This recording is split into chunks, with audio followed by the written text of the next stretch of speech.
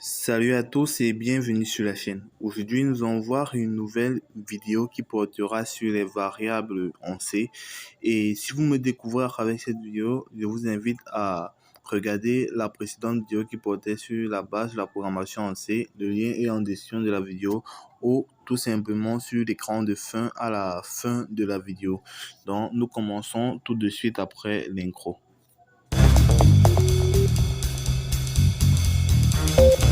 Une variable.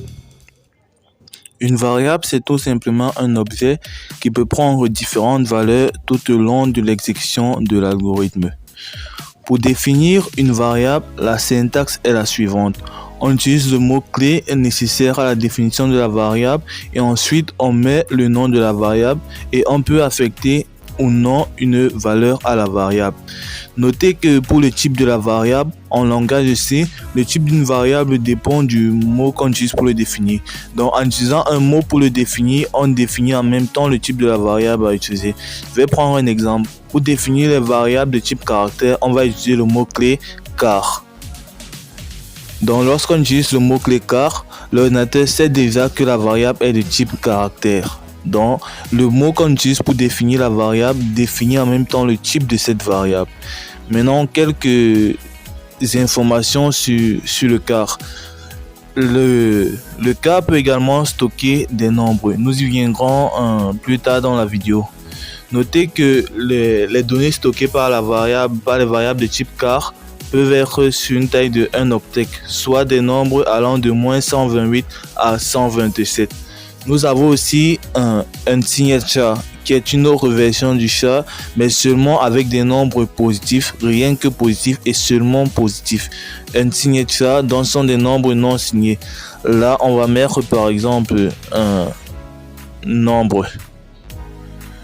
Donc là, cette variable signature, c'est pour les nombres non signés. Donc les valeurs vont aller ici de 0 à 255. Nous y reviendrons plus tard en fin de vidéo. Nous ferons quelques exemples bien approfondis. Après la variable char, nous avons la variable int. La variable int sert tout simplement à définir des entiers.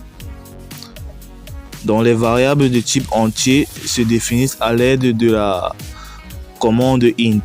Int sert à définir des types entiers. Tout comme avec le char, les int, on peut également utiliser un signal int pour les nombres rien que positifs sur le int. Et les données peuvent être stockées sur une taille de 4 octets, soit des nombres allant de -2 milliards 147 millions 483 648 à 2 milliards 147 millions 438 647.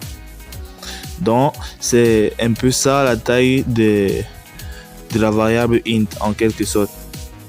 Donc après le int, nous allons voir maintenant un autre type de variable qui est maintenant les réels. Pour définir les réels, ici on aura deux types en quelque sorte. On aura le float. Oui, float c'est pour définir les nombres réels, que ce soit positifs ou négatifs.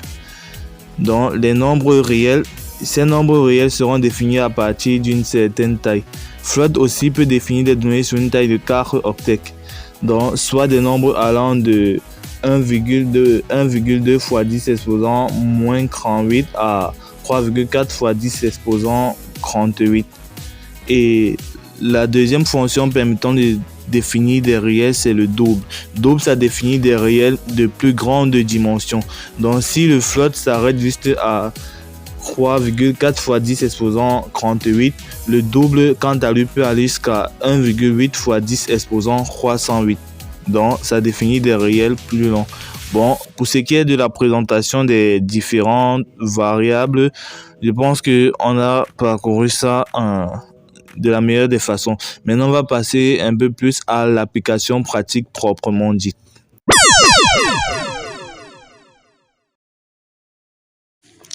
Avant de passer à la phase pratique de notre devoir, il est important de savoir une chose, c'est que pour lire le contenu d'une variable, ça va dépendre du type de la variable que nous allons définir. Je prends un exemple. Si nous avons défini une variable de type caractère, c'est-à-dire en utilisant le mot-clé car, pour lire le contenu de cette variable, on va utiliser un pourcentage C. Si nous avons défini des variables de type entier, notamment le int, nous utiliserons le pourcentage D pour lire le contenu de cette variable. Si la variable est de type float, on utilisera pourcentage F et ainsi de suite comme vous le voyez à l'écran. Donc maintenant, on va donc passer un peu plus à la phase pratique. Donc déjà, on va commencer par le int et terminer par le char, car le char c'est un peu plus complexe. Nous verrons des chaînes de caractères en fin de vidéo, mais avant ça, nous verrons le char. C'est pourquoi je le place en dernière position. Donc pour définir une variable de type entier, on va utiliser int. Int par exemple, on mettra A. Et on termine par le point virgule. Donc là, ce que je vais faire, c'est quoi? Là, je vais peut-être afficher un message à l'écran. Je vais dire printf ancrer un nombre.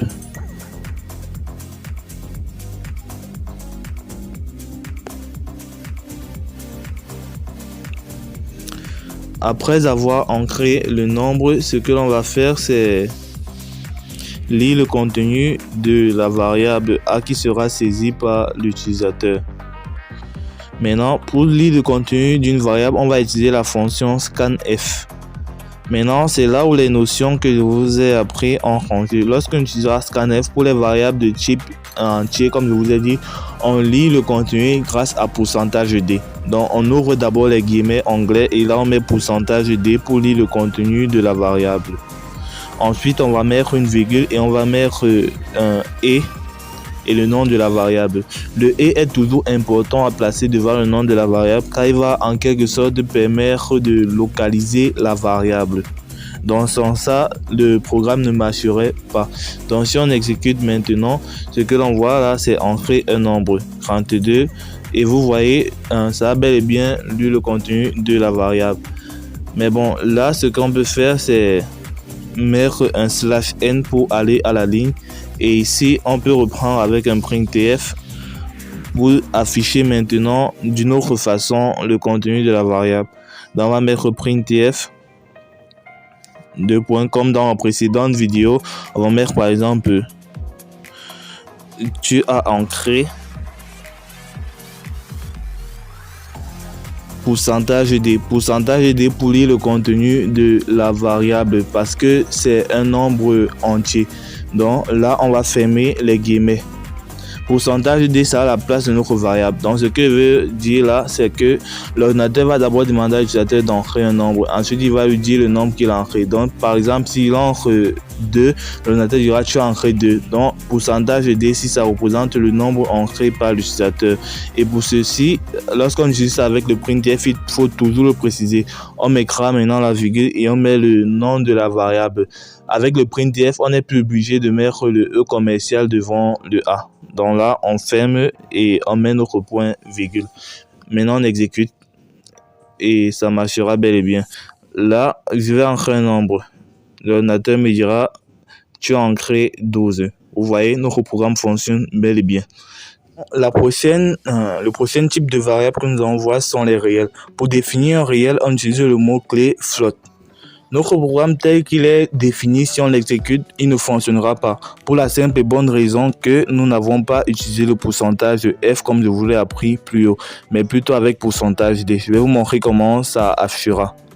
Donc là, ça nous met à ancrer ce nombre-ci. C'est un nombre pris au hasard qui va ancrer parce qu'il n'a pas réussi à lire le contenu de la variable que nous avons déclarée. Tout simplement parce que nous n'avons pas donné l'instruction nécessaire.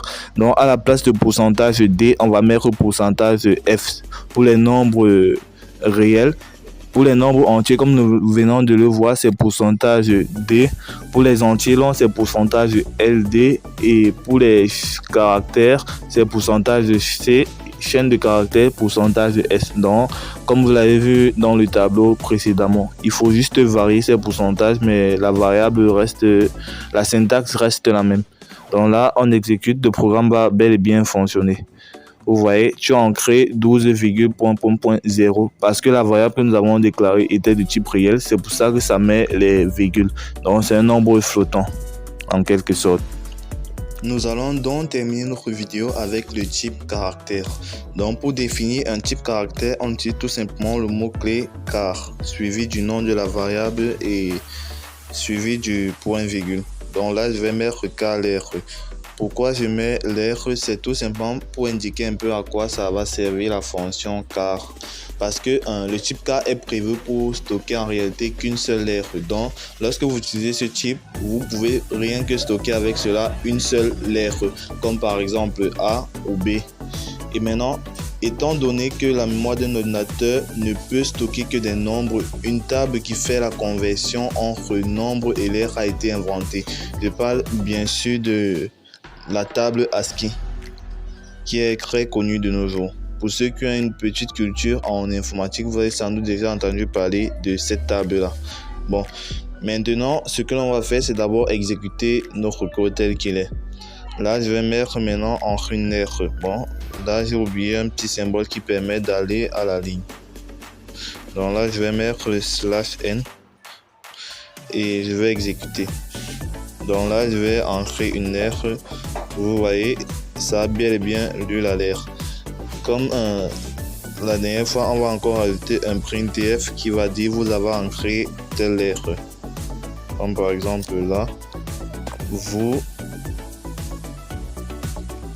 avez ancré pourcentage C. On ferme les guillemets, on met une virgule et on met lettre. Notez que pour lire le contenu d'une variable de type caractère, comme je vous l'ai dit précédemment, on utilise le pourcentage C. Donc là, on va refaire notre programme où vous avez ancré A.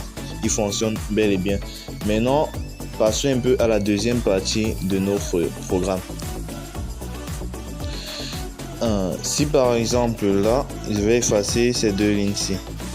Au niveau du car, je vous ai dit le type caractère peut également stocker des nombres. Si au niveau du car, je mets un égal, donc j'affecte à cela la valeur A. Regardez ce qui va s'afficher. Là, c'est un pourcentage C que j'ai mis. Pourcentage C est utilisé pour lire les données de type caractère.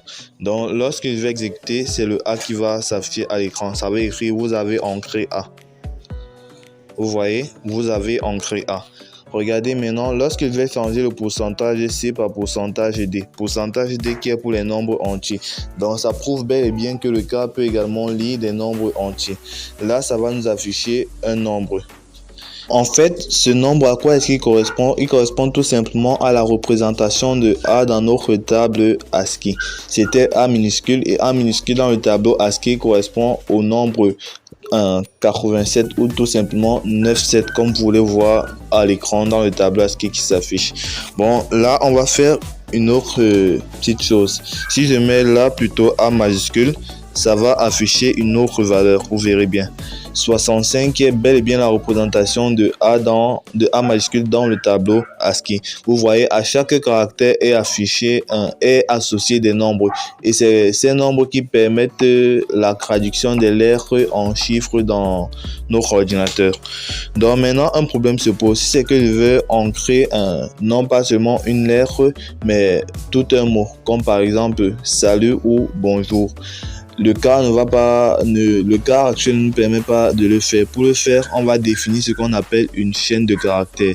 Les chaînes de caractères, on les voit sous la syntaxe d'un tableau. Les tableaux, nous les verrons plus tard. Ceci est une brève introduction sur ce que sont les tableaux. Donc, pour définir une chaîne de caractères, on va utiliser un peu des symboles spéciaux. Donc là, au niveau du nom, lorsqu'on met car et nom de la variable, on va rajouter un espace pour la taille du tableau. En fait, si on veut définir un tableau de n caractères, on va donner une taille de n plus 1 caractère. Pourquoi? Parce que à la fin de chaque tableau, l'ordinateur va ajouter un certain symbole comme /0 pour dire que c'est la fin du tableau. Un peu comme dans notre programme, on met toujours return 0. Donc, En d'autres termes, si vous voulez déclarer un tableau de 6 caractères, si vous voulez écrire une chaîne de 6 caractères, vous devez déclarer un tableau de 7 caractères pour prévoir le caractère toujours de fin. Ou tout simplement, vous pouvez laisser l'espace ici vide et c'est l'ordinateur qui fera tout par défaut. Il va calculer la taille et va rajouter en fonction des besoins. Donc là, je vais laisser ça vide et là, je vais initialiser une valeur. Donc je vais mettre une valeur de départ à la variable déclarée. Donc là je vais mettre par exemple Dominique. Je mets Dominique, la variable est déclarée. Ensuite là je vais mettre un printf qui demande à l'utilisateur d'entrer son nom. Mais avant je vais d'abord lire le contenu de ceci. Je vais par exemple mettre là vous avez ancré comme tout à l'heure pourcentage S. Ici, ce n'est plus pourcentage C, mais plutôt pourcentage S. Pourquoi? Parce que les chaînes de caractères sont définies en C comme des strings. String, c'est pour dire chaîne en français. Donc, pour définir les chaînes de caractères, pour lire le contenu d'une chaîne de caractères, on va utiliser le pourcentage S à la place du pourcentage C. Et là, on va mettre le nom de la variable, comme on est avec le printf. Donc là, on finit toujours par un point virgule. On exécute et là, on me dit vous avez ancré Dominique parce que c'est la valeur qui a été déclarée par défaut. Maintenant, je vais aller plus loin. Je vais demander à l'utilisateur d'ancrer son nom et l'ordinateur va lire son nom. Printf. Bon, je vais faire ça un peu plus rapidement. Printf, ancrez votre nom.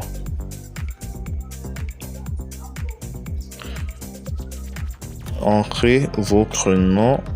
Voilà, là c'est bon. Ici au niveau de pourcentage C, on va mettre pourcentage S. Le nom de la variable c'est bel et bien l'air. Là tout est ok. Bon, ce que l'on va faire c'est rajouter le caractère anti/n pour aller à la ligne. Donc là on exécute et on va tester tout de suite nos repos. Maintenant testons notre programme. On va entrer un nom quelconque. Donc là, je vais mettre par exemple Jean Tabi. Et là, ce que ça va mettre, c'est Jean. C'est la première chose que je voulais vous montrer. Là, ça n'a pas pris en compte le nom qui suivait. Parce que quoi? Parce que là, la chaîne de caractères qui a été définie a été coupée en quelque sorte. Donc, il n'y a pas eu de liaison.